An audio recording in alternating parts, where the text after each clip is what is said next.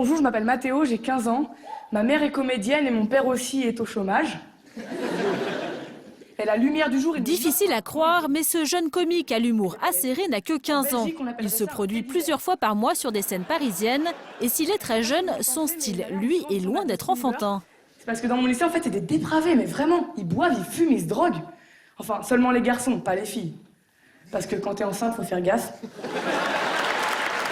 Carton plein pour l'adolescent. Pourtant, il y a encore quelques mois, Mathéo n'avait jamais mis les pieds sur une scène. Aujourd'hui, il a attrapé le virus. Il enchaîne les soirées ouvertes aux jeunes talents. Merci.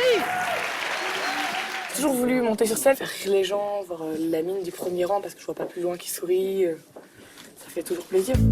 Et Mathéo n'est pas seul sur les rangs. Ils ont 14 ou 15 ans et rêvent de devenir les nouveaux Gad Elmaleh ou Jamel Debbouze. Aujourd'hui, ces adolescents n'hésitent pas à se lancer, sur Internet bien sûr, mais aussi sur scène. Les organisateurs de festivals et autres concours d'humour n'hésitent plus à programmer de très jeunes artistes. On s'est vraiment dit que finalement il n'y avait pas d'âge pour commencer. On a été plutôt bluffés en fait par les passages des plus jeunes artistes qui sont passés ici. Et à Hasbrook, dans le Nord, Anthony, 14 ans, aimerait bien lui aussi intéresser des professionnels. Kevin, ça va les filles? Ouais. Ah, il y en a de très jolies par là-bas. Derrière la caméra, ce ne sont pas des filles, mais ses meilleurs amis, Hugo et Mathieu, qui sont aussi ses plus grands fans. Allez, s'il te plaît.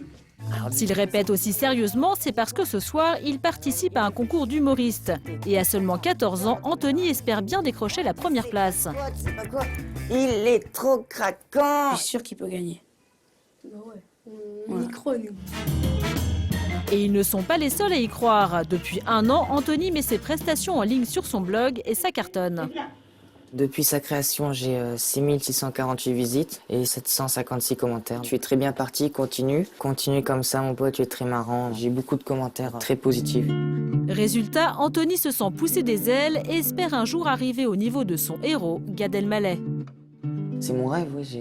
J'aimerais bien devenir un vrai humoriste, un grand. Et entendre les gens rire, bah, j'adore. Je sais pas comment expliquer, mais c'est quelque chose de génial pour moi. Salut Mathieu.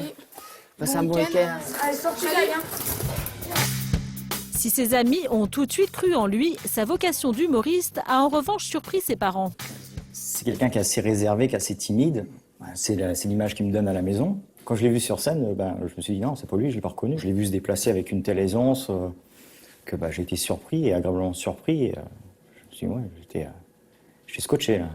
La bague magique. Scotché peut-être, mais pas au point de le laisser sacrifier l'école. Anthony est en 4e, il a encore quelques années à assurer. L'allemand c'est terminé, tu l'as fait?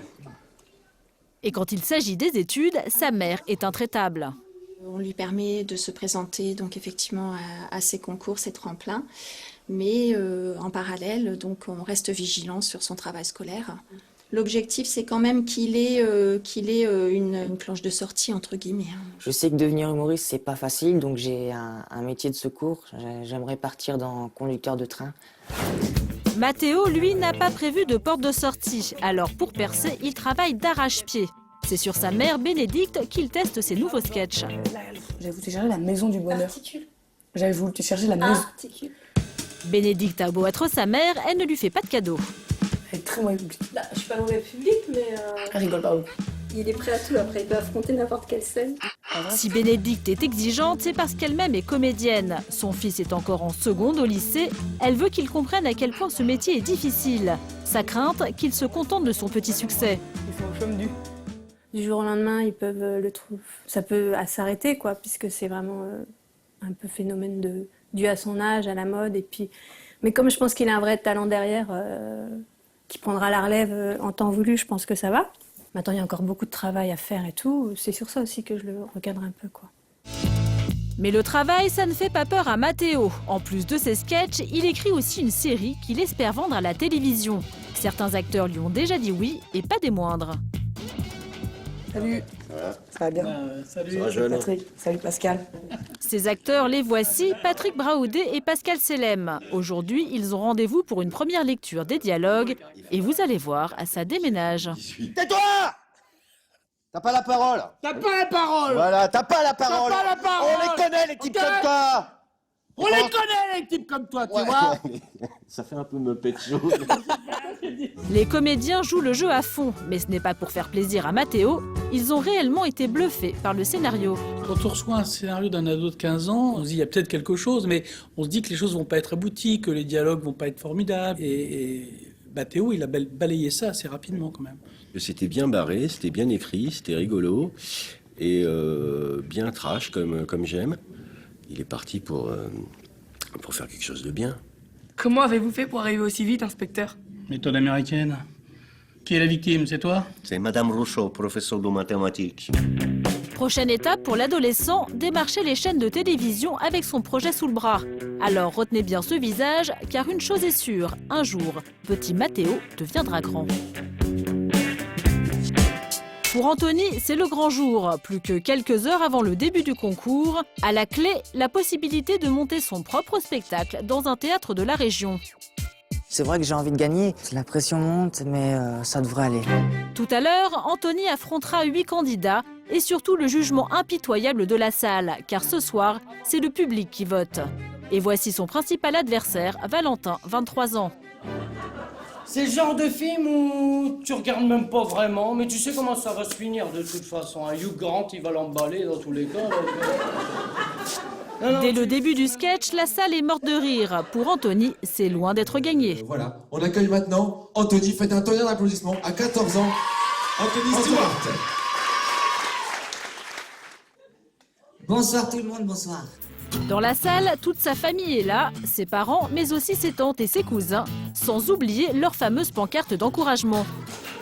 Alors papa, comment on fait les bébés? Ça démarre plutôt bien, le public rigole, mais problème, Anthony va devoir gérer un imprévu. La musique qui accompagne son sketch ne démarre pas. Sur cette musique.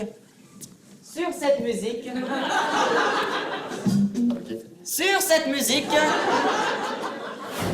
Malgré son manque d'expérience, Anthony se sort de la situation avec brio et parvient à terminer son sketch.